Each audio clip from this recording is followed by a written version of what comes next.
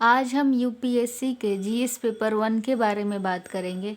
साथ ही साथ उसको आर्थिक सर्वेक्षण के जो अलग अलग चैप्टर गवर्नमेंट के द्वारा रिलीज़ किए जाते हैं उसके साथ इसको कनेक्ट करेंगे और एक इम्पॉर्टेंट क्वेश्चन देखेंगे और समझाने का कोशिश करेंगे कि कैसे सिलेबस को समझने के बाद ही हमारी चीज़ें आसान हो जाती हैं। तो चलिए शुरू करते हैं।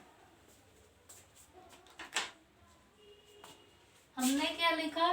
सामान्य अध्ययन पेपर 1। मैंने कल ही बता दिया था कि जीएस के 4 पेपर होते हैं, 1, 2, 3, 4, जिसमें पेपर 1 में हमें क्या पढ़ना है? भारतीय विरासत और संस्कृति, विश्व का इतिहास एवं भूगोल और समाज, यानी आपको हिस्ट्री पढ़ना है। उसके बाद उसमें ज्योग्राफी भी पढ़ना है, वर्ल्ड का भी और इंडिया का भी। बेसिकली वर्ल्ड का ही है, लिखा है सिलेबस में खुद ही, विश्व का इतिहास और भूगोल और सोसाइटी, ये कल हमने देखा था। अब ये आधा क्या हो गया? एक सब्जेक्ट हो गया हिस्ट्री का, एक हम क्या मान सकते हैं भूगोल का, और एक समाज का। मतलब इसमें 3 सब्जेक्ट ऐसे अपने इजी करने के लिए इसको बांट सकते हैं। ठीक, तो अब एक एक सब्जेक्ट में कौन कौन सा यूनिट है, क्या पढ़ना है, इसको भी देख लेते हैं। तो हिस्ट्री में आपको यूनिट 1, यूनिट 2, यूनिट 3, 4 और 5। ठीक, ये हो गया, मैंने हिस्ट्री को कर दिया यूनिट वाइज। अब जो यूनिट 6, 7, 8, 9 है, ये सिर्फ क्या हो गया? इंडियन सोसाइटी का। ओके, उसके बाद यूनिट 10, 11 और 12, मतलब ज्योग्राफी में सिर्फ 3 यूनिट, 10, 11, 12, और सामाजिक में जो सोसाइटी है उसमें 4 और हिस्ट्री में 5। अब आप हिस्ट्री का नाम सुन के ऐसा सोचते होंगे शुरू से लेके अंत तक वो सब कुछ अच्छे से आना चाहिए तभी तो हम लिख पाएंगे। क्या पूछ देगा, ये पूछ देगा, वो पूछ देगा। जब आप सिलेबस देखेंगे फिर आपको समझ आएगा कि कितना आसान है और कितना अच्छा है, क्योंकि जब आप प्रीलिम्स पास करके जाते हैं तो ये आपका नॉलेज टेस्ट है। अब ये आपका आंसर राइटिंग स्किल देखना चाहता है कि आप लिखते कैसे हैं। ठीक, तो ये देखते हैं यूनिट 1 में क्या है। भारतीय संस्कृति में प्राचीन काल से आधुनिक काल तक के कला के रूप। मेन चीज क्या मिल गया? कला के रूप, साहित्य और वास्तुकला के मुख्य पहलू। कितना आसान है ना। क्या पूछ रहा है कि हमको कुछ मत बताओ, हमको तुम ये बता दो ना कि जो अपना भारतीय संस्कृति है एंशिएंट टाइम से, प्राचीन काल से लेके आधुनिक काल तक, तुम कला का रूप बताओ। जो भी वंश है, मौर्य कला हो, पाल कला हो, राष्ट्रकूट हो, चोल हो, गंधार हो, जो जो वंश है क्या क्या किए, कला का क्या रूप है, और साहित्य और वास्तुकला के मुख्य पहलू। बस ये पढ़ लो। ठीक, यूनिट 1 में फिर कह रहा है 18वीं सदी के लगभग मध्य से लेकर, 18वीं सदी माने 1750 के मध्य से लेकर वर्तमान समय तक का आधुनिक भारतीय इतिहास में जो महत्वपूर्ण घटनाएं हुए हैं वही, उस महत्वपूर्ण घटना से जुड़े हुए व्यक्तित्व और उससे संबंधित कुछ विषय। यानी आप देख रहे हैं कि 1750 के मध्य के बाद और आधुनिक भारत का पीछे हटा दिया। पीछे हमको क्या करना था? प्राचीन और आधुनिक से सिर्फ कला, साहित्य और वास्तुकला। ठीक है, तीसरा यूनिट क्या है कि जब जो अपना स्वतंत्रता संग्राम हुआ, उस स्वतंत्रता संग्राम के विभिन्न चरण और उससे संबंधित व्यक्ति, उन व्यक्तियों का योगदान क्या रहा, से चरण में हम पढ़ते हैं ना, स्वतंत्रता संग्राम के अलग अलग चरण हैं।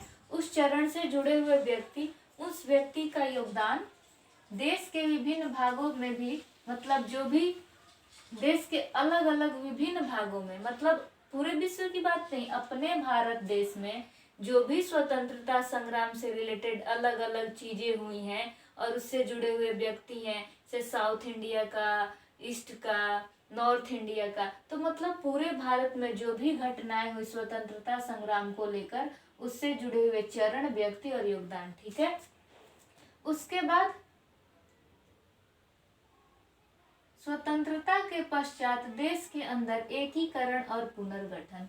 यानी जब अपना भारत स्वतंत्र हो गया तो उसके पश्चात देश के अंदर एकीकरण कैसे हुआ, उसका पुनर्गठन कैसे हुआ, कैसे सरदार वल्लभ भाई पटेल ने सभी रियासतों को एकीकृत किया, ये चीज। 5वां यूनिट है विश्व के इतिहास में 18वीं सदी तथा बाद की घटनाएं तथा औद्योगिक क्रांति, यानी ये अलग से दे दिया कि औद्योगिक क्रांति हम पूछेंगे, सिलेबस है। विश्व युद्ध भी पूछेंगे, ये भी पढ़ना है। राष्ट्रीय सीमाओं का पुनः सीमांकन, ये भी दे दिया। उपनिवेशवाद और इसकी समाप्ति, और उपनिवेशवाद की समाप्ति कैसी हुई है।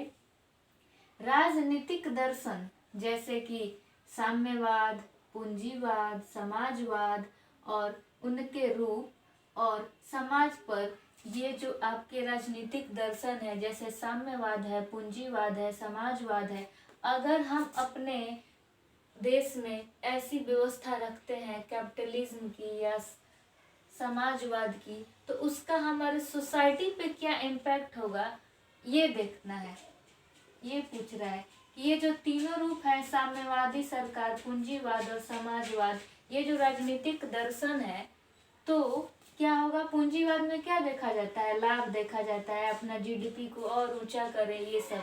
और इंडिया क्या करता है, सामाजिक, कि सबका विकास हो, सब अच्छा हो। तो ये जो दर्शन है साम्यवाद, पूंजीवाद, समाजवाद, इसके क्या क्या रूप हैं और इसके क्या प्रभाव होंगे वो, यानी हमने क्या देखा, कला के रूप, साहित्य, फिर 1750 के बाद का जो भी महत्वपूर्ण घटना हुआ उससे जुड़े व्यक्ति, विषय, उसके बाद स्वतंत्रता संग्राम जो पूरे देश में हुआ उसके विभिन्न चरण, और उससे रिलेटेड व्यक्तित्व और उनका योगदान, और स्वतंत्रता के बाद देश में एकीकरण और पुनर्गठन कैसे हुआ, और आपका विश्व इतिहास में जो महत्वपूर्ण घटना है वो औद्योगिक क्रांति, विश्व युद्ध, राष्ट्रीय सीमांकन का पुनः सीमांकन, उपनिवेशवाद की समाप्ति, और जो भी आपके राजनीतिक दर्शन है लाइक साम्यवाद, पूंजीवाद, समाजवाद, उनका क्या रूप है और उनका समाज पे क्या इम्पैक्ट होगा वो। ये हो गया आपका 5 यूनिट हिस्ट्री का। ठीक, अब अगर कभी भी आप न्यूज़ में इससे रिलेटेड देखते हैं तो आप एग्जाम्पल में दे सकते हैं। जैसे बहुत सारे ऐसे कला हैं जिनको हम विरासत सूची यूनेस्को के लिस्ट में रखते हैं, या फिर वो कला बहुत चर्चे में आ जाता है, तो क्या पता उसी से रिलेटेड पूछ ले। तो अगर हम उस कला को एक बार करेंट में भी पढ़ते हैं तो वहाँ से हम कुछ एग्जाम्पल ले सकते हैं और यहाँ इम्प्लीमेंट कर सकते हैं। ठीक, तो अगर हम कोई चीज़ पढ़ते हैं तो कहाँ पे इसका यूज कर दें, यही मेन थीम है बताने का सिलेबस। और अगर आप इसको समझ जाते हैं अच्छे से कि हमें यही पढ़ना है, तो आप बस उसी चीज़ को पढ़िए। जब मालूम चल गया कि यही पढ़ना है तो बस यही पढ़ना है, और कुछ हम क्यों पढ़ेंगे। अब आ जाते हैं कि इंडियन सोसाइटी के लिए हमें क्या पढ़ना है। भारतीय समाज की मुख्य विशेषताएं, अपना जो भारतीय समाज है उसका जो मुख्य विशेषता है वो भारत की विविधता, डाइवर्सिटी बहुत सारा है भारत, अलग अलग विविधता की भाषा है, खान पान, रहन सहन, सब कुछ जहाँ जाओ थोड़ा सा चेंज हो जाता है वो। महिलाओं की भूमिका और महिला संगठन, इससे संबंधित मुद्दे, किससे, और जनसंख्या, यानी आपको यूनिट 7 सोसाइटी में क्या पढ़ना है, महिलाओं की भूमिका और महिला संगठन, जनसंख्या और जनसंख्या से संबंधित मुद्दे, गरीबी और विकासात्मक विषय, शहरीकरण और उनकी समस्याएं और रक्षा उपाय। ये हो गया। अभी यहीं पे एक जैसे है, हर साल मना रहा है यूनेस्को, क्या मनाता है, 13 फरवरी को international day of women and girls in science, यानी विज्ञान के क्षेत्र में एक अंतर्राष्ट्रीय दिवस मनाया जा रहा है। औरत का यानी महिला का और लड़कियों का क्या योगदान है इसके लिए, और क्या थीम रखा है, तो इनोवेशन, ये मैंने क्या लिख दिया, डिमोनिस्ट्रेट, एलिवेट, सस्टेन, मैंने ही लिख दिया, मुझे अब ठीक से याद नहीं आ रहा है। तो ये कुछ थीम था। अब इसका कहना है यूनेस्को का कि जब तक हम महिलाओं को, जो पितृ सत्तात्मक समाज है कि यहीं पे जेंट्स सिर्फ काम करेंगे महिलाएं नहीं, साइंस एंड टेक में, साइंस में, मैथ में बहुत सारी ऐसी चीजें हैं जहाँ पे महिलाओं को हक नहीं है। सिर्फ 13% ही योगदान है इस क्षेत्र में। क्यों? और जो गूगल है, अमेजोन है और जो प्राइवेट सेक्टर है, अगर महिलाएं अपना रिज्यूम डालती हैं तो उसके एल्गोरिदम में ऐसा सिस्टम है कि वो ऑटो रिजेक्ट कर देता है। फॉर्म ही नहीं देगा तो कहाँ से वो लेगा ही नहीं, तो लड़की जो है कैसे इंटरव्यू देने जाएगी कि हाँ मुझे जॉब लो, जॉब पे लो। तो जो 13% है वो आखिर कौन है? तो वो है जो सरकार दे रहा है, क्योंकि सरकार तो आर्टिकल 16 के तहत और 15 के तहत कोई भेदभाव नहीं करेगा ना, उसको तो समान अवसर देना है। तो कह रहा है ना, यूनेस्को ये डे सेलिब्रेट कर रहा है और बोलता है कि जो आपका सस्टेनेबल गोल है 1 से 17 तक, उसमें से सस्टेनेबल डेवलपमेंट गोल 6, 7, 9, 11 और 17, अगर ये गोल पूरा करना चाहते हैं तो आप साइंस में वीमेंस को और गर्ल्स को जब तक आप नहीं लाएंगे, आप इसको कभी इम्प्लीमेंट नहीं कर सकते। हमारा जो सपना है कि हम सतत विकास लक्ष्य को पूरा करें, वो नहीं हो पाएगा। अब 6 में क्या है? तो क्लीन वाटर एंड सैनिटेशन, यानी स्वच्छ पानी और स्वच्छता। 7 है वहनीय ऊर्जा और स्वच्छ ऊर्जा, यानी अफोर्डेबल एंड क्लीन एनर्जी। 9 क्या है? इनोवेशन और इंफ्रास्ट्रक्चर, यानी आपको खोज वगैरह, इनोवेशन में, इंफ्रास्ट्रक्चर में और इंडस्ट्री वगैरह, ये सब में क्या चाहिए? महिला का भूमिका रहेगा, तभी ये पूरा होगा। और 11 क्या है? सतत शहर और समुदाय। ठीक। और जो गोल 17 है, इसमें क्या है? इम्प्लीमेंटेशन विथ पार्टनरशिप, यानी भागीदारी करना है। कैसे? सबके साथ मिलकर। यानी अगर आपको ये सभी गोल पाने हैं तो जब तक महिला और पुरुष इकट्ठे ये सब काम नहीं करेंगे, ये गोल हम अचीव नहीं कर सकते हैं। ये कौन सा रिपोर्ट कह रहा है? यूनेस्को कह रहा है। और उसने बहुत सारे ऐसे डाटा रिलीज किए हैं जिसका हम यूज कर सकते हैं। कहाँ? तो अपने ऐसे पेपर में अगर महिला सशक्तिकरण से क्वेश्चन आ जाए वहाँ, अगर इंडियन सोसाइटी के यूनिट 9 में, यूनिट 7 में अगर आ जाए तो इस करेंट अफेयर्स को हम यहाँ यूज कर सकते हैं। ठीक है। तो हमने क्या देखा कि महिला से भूमिका और महिला से संबंधित जो संगठन है वो जनसंख्या से रिलेटेड अभी जनगणना जो होगा तो हो सकता है प्रश्न आ जाए, तो आपको सब कुछ जानना चाहिए उससे संबंधित मुद्दे। गरीबी और विकासात्मक विषय, क्या साइंस एंड टेक की हेल्प से गरीबी में कुछ मदद मिलेगा? तो बहुत सारे ऐसे आर्टिकल आते हैं न्यूज में जो कनेक्ट हो जाते हैं कि हाँ इसके थ्रू हम ये कर सकते हैं। अभी बहुत सारा चीज आएगा। अब जैसे डिजिटल हो गया, बहुत सारा चीज हो गया, साइंस एंड टेक नहीं आता तो क्या गरीब लोग भी बहुत कुछ कर सकते थे? नहीं कर सकते थे। उनके पास भी अब वो हर चीज पहुंच जाता है। क्यों? टेक्नोलॉजी की हेल्प से। अब देखते हैं शहरीकरण, इसमें आ गया शहरीकरण और उनकी समस्याएं और रक्षा उपाय। अब जैसे शहरीकरण है तो शहर में क्या समस्या है? नगर पालिका हो, मेयर वगैरह हो, उनका जो फंड आना चाहिए सैलरी का वही नहीं है, लोग धारणा पे हैं, तो कहाँ से वो विकास करेंगे? तो यहाँ पे समस्या है। अब क्या आप उपाय देंगे ये आप सोचें। ठीक। और एक, अगर बारिश हो जाता है तो बड़े बड़े शहरों में नाली का जो पानी होता है, सीवेज सिस्टम अच्छा नहीं है, रोड पे आ जाता है।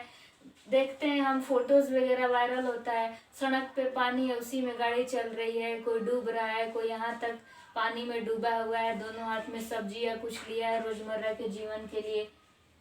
तो अगर हम इसका रक्षा उपाय में सिंधु घाटी सभ्यता का एग्जाम्पल दे दें, उनका शहरीकरण कितना अच्छा था, वो कैसे करते थे, उनके पास तो उनका तो बहुत अच्छा सिस्टम था ये हर चीज का, नाली वगैरह का। तो हम वहां से 2 कॉपी कर सकते हैं और यहाँ पे अपना उपाय दे सकते हैं लिख के। तो इस तरह से आपको पढ़ना है कि जहाँ कुछ भी आ गया और पेपर में आ गया और जो एक्सपर्ट हैं वो अपने एडवाइस दिए हैं, बस आप कॉपी पेस्ट कर लीजिए अपने भाषा में, सिंपल। ठीक। अब है भारतीय समाज पर भूमंडलीकरण का प्रभाव। भूमंडलीकरण का क्या प्रभाव हो रहा है भारतीय समाज पर? सामाजिक सशक्तिकरण, संप्रदायवाद, क्षेत्रवाद और धर्मनिरपेक्षता। यानी आपको ये भी पढ़ना है, सशक्तिकरण, संप्रदायवाद, क्षेत्रवाद और धर्मनिरपेक्षता। तो हमने क्या देख लिया? हिस्ट्री को देख लिया, इंडियन सोसाइटी को देख लिया। अब हम देखते हैं ज्योग्राफी में क्या पढ़ना है। उसके बाद जो हर साल आपका इकोनॉमिक सर्वे आता है उसमें चैप्टर वाइज कुछ वॉल्यूम होता है जो सरकार अपने साइड से लिखती है कि हमने ये किया है, और एक टारगेट फिक्स करती है और दिखाती है। तो अगर हम सरकार वाला ही चीज अच्छे से पढ़ ले और उन्हीं का ऑथेंटिक डाटा यूज करें तो हमारा आंसर और अच्छा हो जाएगा। तो अभी हम इस टॉपिक को पढ़ के दिखाएंगे कि कैसे ये सब इनडायरेक्टली कनेक्ट हो रहा है यहाँ पे। ठीक। पहले ज्योग्राफी का देख लेते हैं क्या सिलेबस है। विश्व के भौतिक भूगोल और उनकी मुख्य विशेषता। जो भी भौतिक भूगोल है सबको मालूम है, फिजिकल, ह्यूमन, इकोनॉमिक, बहुत तरह के ज्योग्राफी हैं। तो भौतिक भूगोल की मुख्य विशेषता वो विश्व भर के मुख्य प्राकृतिक संसाधनों। प्राकृतिक संसाधन मतलब आप सब कुछ समझिए, जैसे वाटर है, जैसे जल संसाधन है, सौर ऊर्जा है। सौर ऊर्जा भी तो प्राकृतिक संसाधन है। तो प्राकृतिक संसाधन दक्षिण एशिया और अपना भारतीय उपमहाद्वीप को शामिल करते हुए, यानी विश्व भर के जो प्राकृतिक संसाधन है किसको? तो साउथ एशिया में जो भी कंट्री है वो, और अपना भारत उपमहाद्वीप और विश्व भर यानी भारत सहित के विभिन्न भागों में प्राथमिक, द्वितीयक और तृतीयक क्षेत्र के उद्योगों को स्थापित करने के लिए जो जिम्मेदार कारक हैं वो। तो अगर आप इकोनॉमिक सर्वे का ये 9 चैप्टर देखते हैं तो ये क्या है? उद्योग, अस्थायी विकास। इस बार का चैप्टर का नाम है उद्योग और अस्थायी विकास। तो क्या हम यहाँ से पॉइंट यहाँ नहीं डाल सकते हैं? इंडस्ट्री में हम क्या कर सकते हैं, एग्जाम्पल्स वगैरह। और आपको कह रहा है प्राथमिक क्रियाकलाप, द्वितीय क्रियाकलाप, सबको पता है। ये नहीं पता होगा तो कमेंट में बताइएगा, ये भी बता दूंगी। तृतीय क्षेत्र, ये जो भी उद्योग है उनको स्थापित करने के लिए क्या क्या कारक है, मतलब अगर हम कृषि करते हैं तो इसके लिए क्या चाहिए, अगर हम इंडस्ट्रीज द्वितीय क्रियाकलाप करते हैं तो उसके लिए। तृतीय क्रियाकलाप में क्या आता है? सेवाएं, जैसे बैंकिंग सेवाएं, रेलवे सेवा, ये सभी चीज एक बार समझा ही देती हूँ। प्राथमिक, द्वितीय, तृतीय। सपोज किसान क्या किया? खेती किया, गेहूं उगाया, गेहूं उगा के और उसका दाना निकाल दिया। ठीक। वो उसका क्या हो गया? प्राथमिक क्रियाकलाप। उसको बाजार में बेच देगा, उसको पैसा मिल गया। अब क्या करेंगे हम? उस जो गेहूं का था उसका हम मशीन के थ्रू आटा पीस देंगे, आटा निकाल के पैक कर देंगे। ये क्या हो गया? इंडस्ट्री, द्वितीय क्रियाकलाप। यानी किस तरह से हम नेचुरल वाले चीजों को कन्वर्ट कर रहे हैं मशीन के थ्रू इंडस्ट्री में ले जाके द्वितीय चीज। उसके बाद वो पैक हो गया तो हम गए दुकान से, पैकेट खरीद लिया, हमको फ्री का बैठे बैठे सर्विस मिल गया, तो वो हो गया तृतीय क्रियाकलाप। तो ये जो अलग अलग तरह के सेक्टर हैं, इनके इंडस्ट्री को सेटअप करने के लिए क्या क्या मुख्य कारक होने चाहिए। अब जैसे हमको मन है कि हम कपड़ा वगैरह, कपास है मेरे बगल वाले स्टेट में, हम सोच रहे हैं चलो मेरे पास सब कुछ है, पानी वगैरह है, ट्रांसपोर्टेशन भी अच्छा है, चलो कपड़ा बनाते हैं। अगर हम कपड़ा बनाने के लिए फैक्ट्री लगाते हैं तो क्या हमें वाटर चाहिए, कलर चाहिए, बिजली चाहिए, कोयला चाहिए। सब चीज जब रेडी हो गया तो ट्रांसपोर्टेशन यानी तृतीय क्रियाकलाप मतलब परिवहन चाहिए, तभी तो जो प्रोडक्ट तैयार हो गया हम उसको सेल करेंगे। तो क्या क्या अच्छे अच्छे कारक हैं जो जिम्मेदार कारक है कि ये फैक्टर रहेगा तभी हम कर पाएंगे। अब हम कह रहे हैं कि मेरा मन है ना राजस्थान की ही हूँ और मैं खूब धान उगाना चाहती हूँ, तो वहाँ पे फैक्टर ही नहीं है, वहाँ पे जलवायु वाला फैक्टर, बारिश ही नहीं है और वो मिट्टी ही नहीं है, तो हम कहाँ से धान उगा लेंगे। और एक एग्जाम्पल समझिए, जैसे प्राकृतिक संसाधन, हम खदान से लोहा निकालें, लोहा निकाल के दे दिए, बेच दिए। ठीक। अब इंडस्ट्री में क्या होगा? उसका कढ़ाई बनेगा, फिर वो कढ़ाई या पीन या जो भी लोहा का चीज है वो तृतीयक सेक्टर उसमें जाएगा, फिर हम उसका सर्विस लेंगे, खरीद लेंगे। तो ये होता है प्राथमिक, द्वितीयक, तृतीयक। तो ये तीनों को जब हम सेटअप करेंगे तो क्या कारक होंगे वो पढ़ना है आपको। किसके सहित? तो विश्व और भारत के सहित ये, और जो प्राकृतिक संसाधन है दक्षिण एशिया और भारतीय उपमहाद्वीप को शामिल करते हुए, ये हो गया ज्योग्राफी का। और क्या पढ़ना है? भूकंप, सुनामी, ज्वालामुखीय हलचल, चक्रवात आदि घटनाएं जो विश्व में हो रही है, और इनकी विशेषताएं और उनके स्थान भी, यानी भूकंप, सुनामी, ज्वालामुखी हलचल, चक्रवात की घटना और इनकी विशेषताएं, उनके स्थान और महत्वपूर्ण जो भी भौगोलिक विशेषताएं हैं वो जल स्रोत और हिमावरण सहित, यानी क्या जल के स्रोत है और जो हिम आच्छादित है हिमावरण, ये सारी घटनाएं आपको मालूम होनी चाहिए, उनकी विशेषताएं मालूम होनी चाहिए, भौगोलिक स्थिति मालूम होनी चाहिए। और कह रहा है वनस्पति एवं प्राणी जगत में परिवर्तन और उस परिवर्तन के क्या प्रभाव होंगे वो। ठीक, ये हो गया आपका सिलेबस। तो जब तक आपको नहीं मालूम होगा कि इसमें क्या पढ़ना है, ये ज्योग्राफी में क्या पढ़ना है, तभी तो आप अगर किसी भी एजुकेटर को देख रहे हैं और जब वो पढ़ा रहा है तभी सिलेबस मालूम रहेगा तो चीज़ें आसान हो जाएंगी। और सिलेबस वो चीज़ है जो आपके पास ऐसे 2 कॉपी करा के दीवार पे चिपका होना चाहिए, हमेशा दिखना चाहिए कि हाँ हम पढ़ रहे हैं। जैसे ही शहरीकरण आया हमको मालूम होना चाहिए कि ये सोसाइटी का यूनिट 7 है। ठीक, जीएस पेपर 1 में आएगा। तो जीएस पेपर 1 में क्या क्या चीज आएगा ये मैंने अच्छे से बता दिया। अब देखिए ये आर्थिक सर्वेक्षण का जो चैप्टर है वो पहला चैप्टर आर्थिक सर्वेक्षण का गवर्नमेंट ने रखा है प्रस्तावना। दूसरा है अर्थव्यवस्था की स्थिति 2022-23 के लिए पूर्ण सुधार। ठीक, तो हम इनके डाटा वगैरह का यूज करेंगे। यहाँ जो जो पॉइंट है जो भी सरकार कर रही है हमें भी वही करना है। अधिकारी बनने के बाद जो भी योजना है उनका इम्प्लीमेंटेशन करना है अच्छे से। तो ये पढ़ लेंगे तो और आसान हो जाएगा। तीसरा है राजकोषीय विकास, राजस्व सुधार। ये सब ये क्या इकोनॉमिक्स में हेल्प नहीं होगा? ये इकोनॉमिक्स में हेल्प नहीं होगा, होगा मौद्रिक प्रभाव और वित्तीय मध्यस्थता। एक अच्छा वर्ष कह रहा है कि एक अच्छा वर्ष हुआ, तो यहाँ से कुछ ले लेंगे अगर करेंट अफेयर से जोड़ के पूछेगा तो। कीमतें और मुद्रास्फीति, नाजुक परिस्थितियों पर कामयाबी, यानी हम मुद्रास्फीति, महंगाई और कीमतों में क्या कह रहा है सरकार कि नाजुक परिस्थितियों पर भी कामयाबी मिली है, ये सरकार कह रहा है। आर्थिक सर्वेक्षण क्या होता है? बीते एक वर्ष में जो जो अचीव किए हैं वो। फिर छठा है सामाजिक अवसंरचना यानी इंफ्रास्ट्रक्चर और रोजगार व्यापक व्यवस्था, यानी हम इस इंफ्रास्ट्रक्चर और रोजगार के लिए व्यापक व्यवस्था कर रहे हैं, सरकार कह रही है, मैं नहीं। जलवायु परिवर्तन और पर्यावरण, तो क्या ये सारी चीजें आपको इन्वायरमेंट के जीएस पेपर 3 में यूज नहीं होगा? होगा। भविष्य का सामना करने की तैयारी गवर्नमेंट कर रही है, भविष्य की सामना करने की तैयारी। आठवां है कृषि और खाद्य प्रबंधन, तो क्या ये जीएस पेपर इसमें नहीं आएगा? प्राकृतिक जो हमने बताया कि प्राथमिक क्रियाकलाप, तो क्या ये कृषि और प्राथमिक क्रियाकलाप और ये जो खाद्य का प्रबंधन करना है वो, क्योंकि खाद्य प्रबंधन होगा और कृषि सुनिश्चित होगा तभी तो खाद्य सुरक्षा से पोषण सुरक्षा। खाना नहीं खाएंगे तो न्यूट्रिशन कहाँ से मिलेगा? तो ये भी हेल्प करेगा। तो अगर इस पीडीएफ को या इस वीडियो को अच्छे से देख लेंगे, ये चीज़ें समझ जाएंगे। अगर आप तैयारी के लिए सीरियस हैं तो आपको हर डिपार्टमेंट का जो ऑफिशियल साइट होता है वहाँ से डाटा लीजिए और वहाँ से पढ़िए कि सरकार क्या कर रही है। 9 है उद्योग और स्थायी विकास, यहाँ पे हेल्प कर रहा है। सेवाएं तृतीय क्षेत्र में शक्ति का स्रोत है।